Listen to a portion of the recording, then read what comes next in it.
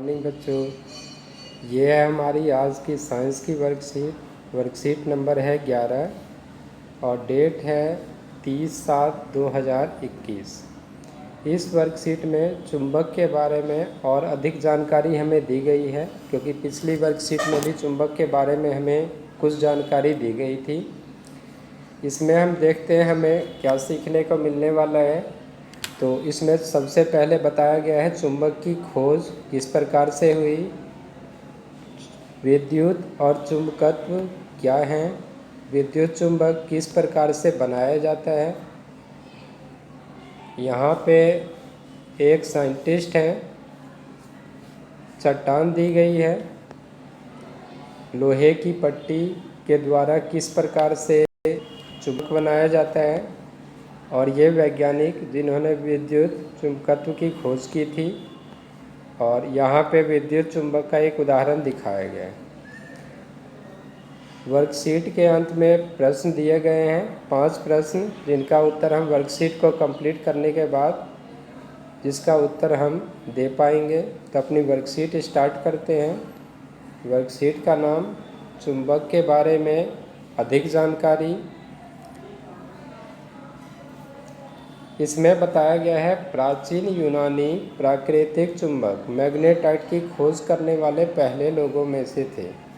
जो यूनानी थे उन्होंने ही जो प्राकृतिक चुंबक होता है जिसे मैग्नेटाइट कहा जाता है, उसकी खोज सबसे पहले की थी, या सबसे पहले खोज करने वालों में उनका नाम गिना जाता है।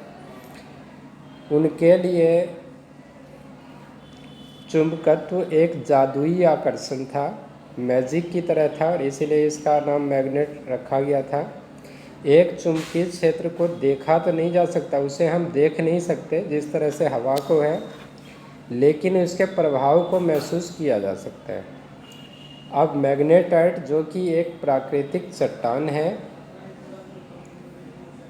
ये एक प्राकृतिक चुंबक के रूप में जाना जाता है, क्योंकि इसमें आयरन काफ़ी ज़्यादा मात्रा में होता है, और कुछ धातुएं जो होती है वो भी चुंबकीय बन सकती है।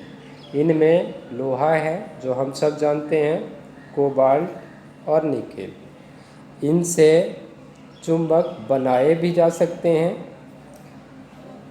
यदि हम एक चुंबक को एक गैर चुंबकीय लोहे की पट्टी पर निरंतर एक ही दिशा में रगड़ते हैं, एक गैर चुंबकीय लोहे की पट्टी तो चाहिए, लेकिन वो चुंबकीय नहीं होना चाहिए। अगर उसके ऊपर हम एक चुंबक को लगातार एक ही दिशा में रग करते रहेंगे, तो ये जो लोहे की पट्टी है वो धीरे धीरे चुंबक में बदल जाएगी, और इस प्रक्रिया को चुंबकीकरण कहा जाता है। ये जो चुंबक बनाने की प्रक्रिया है, इसको चुंबकीकरण यानी मैग्नेटाइजेशन कहा जाता है। इसको यहाँ पर मैग्नेटाइट चट्टान को दिखाया गया है, जिसे प्राकृतिक चुंबक माना जाता है, यानी नेचुरल मैग्नेट। और यहाँ पे मैग्नेटाइजेशन की प्रक्रिया, जो चुंबकीकरण की प्रक्रिया है, यानी चुंबक बनने की प्रक्रिया, उसको दिखाया गया है। लोहे की पट्टी के ऊपर एक ही डायरेक्शन में ये जो चुंबक है, इसको एक ही डायरेक्शन में लगातार रब किया जा रहा है। डायरेक्शन ये वाली है, और ऐसा करते करते कुछ समय के बाद ये जो है लोहे की पट्टी, वो धीरे धीरे अपने आप चुंबक के रूप में परिवर्तित हो जाती है। विद्युत और चुंबकत्व, इलेक्ट्रॉनों का जो प्रवाह होता है, एक निश्चित दिशा में जो इलेक्ट्रॉनों का प्रवाह है, उसको विद्युत यानी इलेक्ट्रिसिटी कहते हैं। और जैसे ही इलेक्ट्रॉन एक तार से गुजरते हैं, वे एक चुंबकीय क्षेत्र बनाते हैं, यानी जिस तार से वो गुजरेंगे उसके चारों तरफ एक चुंबकीय क्षेत्र बन जाता है, यानी चुंबकीय प्रभाव महसूस होने लगता है।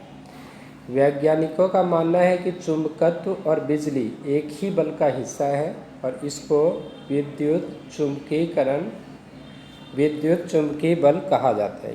यानी विद्युत चुंबकीय बल का अर्थ हुआ जो विद्युत बल है और चुंबकीय बल है, दोनों का कंबाइंड रूप जो है वो विद्युत चुंबकीय बल यानी इलेक्ट्रोमैग्नेटिक फोर्स के नाम से हम इसको जानते हैं।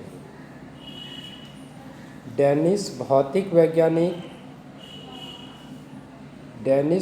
वैज्ञानिक जिनका नाम हंस क्रिश्चियन ऑर्स्टेड था, उन्होंने विद्युत चुंबकत्व की खोज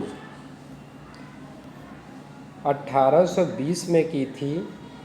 विद्युत चुंबकत्व की खोज 1820 में इन्होंने की थी और आगे जाके जैसा कि आज भी हम देख रहे हैं, इस खोज से लोगों के जीने के तरीके में बहुत ज़्यादा सुधार हुआ है।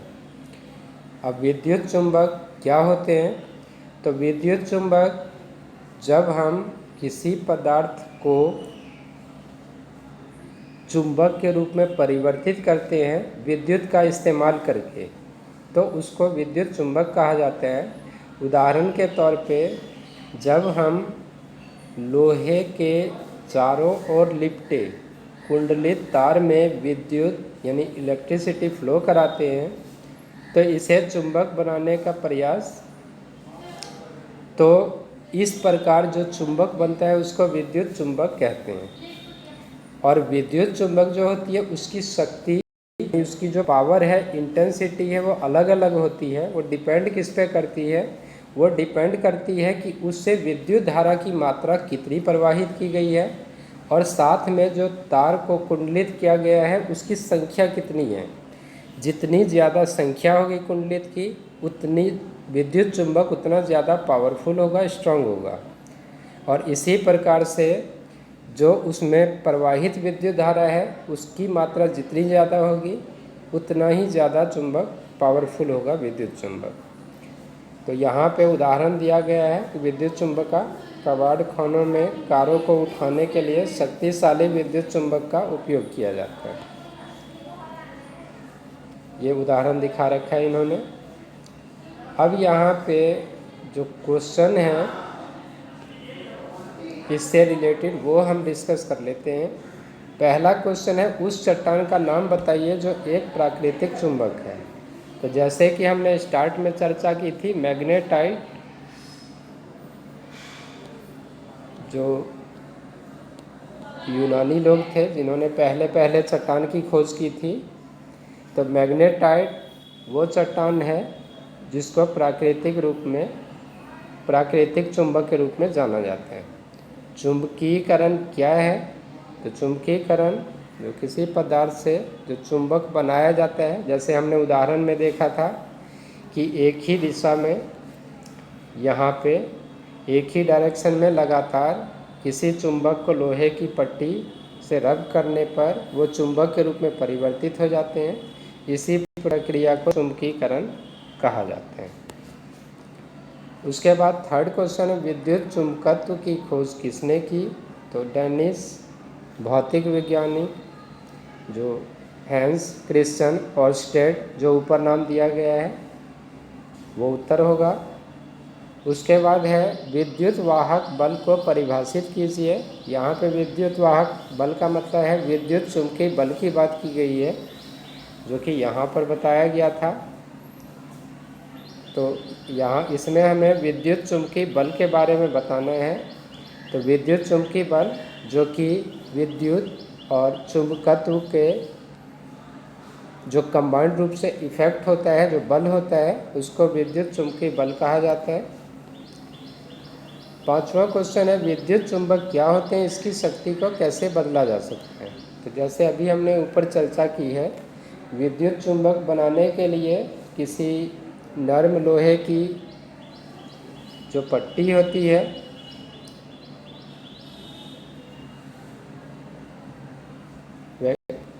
और उसके ऊपर तांबे की तार को कुंडलित करके उससे विद्युत धारा जब प्रवाहित की जाती है तो इससे चुंबक तैयार हो जाता है। इस चुंबक को विद्युत चुंबक कहा जाता है।